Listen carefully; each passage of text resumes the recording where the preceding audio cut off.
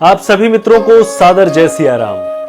कहते हैं कि जिस घर में रामायण का वास है उस घर परिवार को विपदाएं छू भी नहीं सकती। मित्रों, गोस्वामी तुलसीदास जी ने मानस में लिखा है कि रामचरितमानस यही नामा, सुनत श्रवण पाई विश्रामा, मन कर विषय अनल बन जरई, होई सुखी जो यही सर परई। कहने का भाव है कि इसका नाम रामचरितमानस है, जिसके कानों में सुनने से ही शांति मिलती है। मन रूपी हाथी विषय रूपी दावानल में जल रहा है, वो यदि इस रामचरितमानस रूपी सरोवर में आ पड़े तो सुखी हो जाए। अब मानस हमारे जीवन को कैसे प्रभावित करती है, चलिए वो भी जानते हैं। यदि हम घर में मानस रखते हैं तो क्या होता है। कहते हैं कि जिस घर में रामायण रखी होती है वहां कभी भूत पिशाच प्रेतों का वास नहीं होता। इसलिए हर घर में पवित्र रामायण जरूरी है। जिस घर में रामायण के पास सुबह शाम गौ माता के घी का दीपक प्रतिदिन जलाया जाता है, उस घर में आरोग्य बढ़ता है, बीमारियां कम होती हैं, धन धान्य की कमी नहीं होती। और जिस घर में यदि रामायण की शाम के समय देशी घी का दीपक जलाकर रामायण की आरती प्रतिदिन होती है, उस घर पर प्रभु श्री राम की कृपा सदैव बनी रहती है और घर में शांति का वातावरण रहता है। मित्रों, जिस घर में एक माह में मात्र पूर्णिमा को ही प्रतिमाह रामायण का पाठ होता है, उस घर में कभी भी याद रखिए अकाल मृत्यु नहीं होती। जिस घर में प्रति सप्ताह रामायण होती है उस घर पर श्री राम जी और माता सीता जी की कृपा सदैव बनी रहती है। उस घर में बच्चों की वृद्धि होती है। अब आप, मुझे लगता है कि समझ गए होंगे कि घर में यदि मानस रखा हो, यदि रामायण रखी हो और आप निरंतर पूजा पाठ करते हैं तो कितना बड़ा पुण्य और फल मिलता है। बच्चों की बुद्धि पर क्या असर होता है। अब चलिए आपको बताते हैं कि यदि आप प्रतिदिन पाठ करते हैं, यानी कि श्री रामचरितमानस का पाठ करते हैं प्रतिदिन, तो क्या होगा।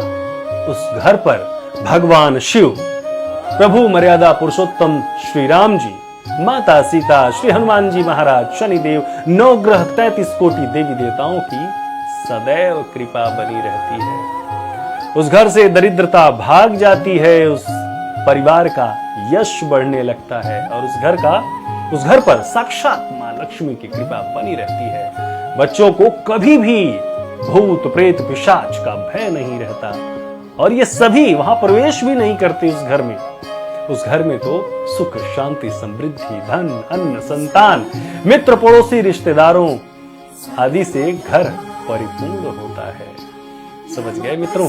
अब एक बड़ी चीज आपको और बताता हूं कि मैनेजमेंट सीखने के लिए हम दूर दूर तक जाते हैं और उस दूर दूर जाने के चक्कर में जो हमारा पारिवारिक मैनेजमेंट होता है वो बिगड़ जाता है। ऐसे में रामायण हमारा, आपका, हम सबका किस प्रकार से सहयोग करता है रामायण, ये जानना बहुत जरूरी है। क्योंकि आज हम परिवार रूपी जो मधु कलश है, अमृत कलश है, कहीं ना कहीं आज के समय में हम समाज में देखते हैं कि वो कहीं ना कहीं भंग होता जा रहा है। एकल परिवार बढ़ता जा रहा है। जिस संयुक्त परिवार की जो परंपरा थी वो कहीं ना कहीं खत्म होती जा रही है हमारे समाज से। ऐसे समय में जरूरी है कि रामायण का जो पारिवारिक मैनेजमेंट है वो हम जाने। मित्रों, रामायण हमें संसार में जीना सिखाती है, ये बात जान लीजिए। रामायण के दोहे जीवन में न सिर्फ आपको धर्म के रास्ते पर चलने की सीख देते हैं बल्कि जीवन के हर मोड़ पर आपको लाभ भी देते हैं। इस महाकाव्य में दशरथ नंदन प्रभु श्री राम और माता जानकी ही नहीं बल्कि सामाजिक जीवन को जीने के लिए संपूर्ण ज्ञान है। तुलसीदास जी ने मानव जीवन के कल्याण के लिए रामायण का पाठ बहुत जरूरी बताया है।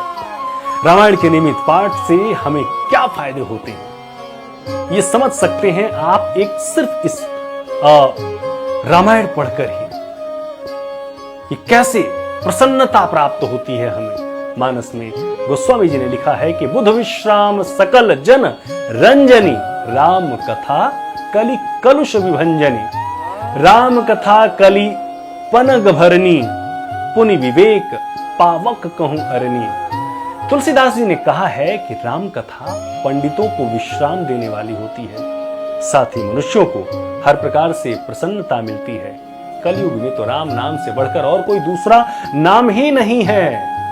रामायण के पाठ से सभी पापों का अंत होता है। कलयुग में केवल राम नाम। जी हां मित्रों, राम कथा कलयुग रूपी सांप के लिए मोरनी के समान है। कलयुग में आप जितना राम का नाम लेंगे, जीवन आपका उतना ही सरल होगा, क्योंकि मोक्ष का केवल एक ही नाम है और वो है केवल राम। विवेक रूपी अग्नि के प्रकट करने के लिए अरणी मतलब जो जिससे यज्ञ में यज्ञ प्रज्वलित की जाती है, अरणी है राम नाम। अर्थात इस कथा से ज्ञान की प्राप्ति होती है। और जान लीजिए, बनी रहती है परिवार में सुख शांति, समाज में सुख शांति। राम कथा कलि कामद गाई, सुजन सजीवनी मूरि सुहाई।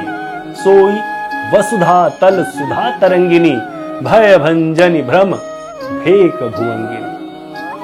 कहने का भाव था कि राम कथा कलयुग में सभी प्रकार के मनोरथ को पूर्ण करने वाली कामधेनु गौ के समान है और सज्जनों के लिए सुंदर संजीवनी बूटी है। जिस घर में हर रोज रामायण का पाठ होता है, उस घर में लक्ष्मी सदैव निवास करती है, सुख शांति बनी रहती है और आपके सभी कार्य पूर्ण होते हैं। मित्रों, राम का नाम ही सर्वोपरि है।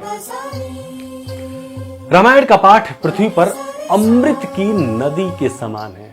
आप सोचिए, राम का नाम अमृत की नदी के समान है। ये जन्म मरण रूपी भय का नाश करने वाली है और भ्रम रूपी मेढकों को खाने के लिए सर्पिणी है। रामायण का पाठ करने से हम संसार रूपी भवसागर से पार पा लेते हैं और कलयुग में राम का नाम ही तो सर्वोपरि है। पापों से मुक्ति देता है राम नाम। असुर सेन सम नरक निकंदिनी, साधु विमुख कुल हितगिरि नंदिनी। संत समाज पयोधि रमासी, विश्व भार भर अचल क्षमासी। राम कथा असुरों की सेना के समान नरकों का नाश करने वाली है। इसका पाठ पढ़कर सभी तरह के कष्ट और पाप से मुक्ति मिलती है। साथ ही साधु रूप देवताओं के कुल का हित करने वाली पार्वती माता दुर्गा के समान है। यह हमको हर तरह के कष्टों से बचाती है और मानव कल्याण के लिए रास्ता दिखाती है। मुक्ति का मार्ग होता प्रशस्त करती है। जी हाँ, संत समाज रूपी क्षीर सागर के लिए लक्ष्मी जी के समान है और संपूर्ण विश्व का भार उठाने में अचल पृथ्वी के समान है। रामायण का पाठ करने से मुक्ति का मार्ग प्रशस्त होता है। मित्रों, आप भी अपने घरों में रामायण, भागवत, श्रीमद् भगवद गीता, भक्ति साहित्य आदि ग्रंथों को अवश्य रखें तथा बच्चों को उसका पाठ करने के लिए प्रेरित करें तथा उसे आप भी सुने। श्री रामचरितमानस को अपने परिवार में एक मार्गदर्शक विद्वान सदस्य का दर्जा देकर अपनी पारिवारिक जीवन शैली में सार्थक बदलाव लाएं। यकीन मानिए, जिस दिन से हम ये प्रारंभ कर देंगे, उसी दिन से रामराज्य की कल्पना साकार रूप धारण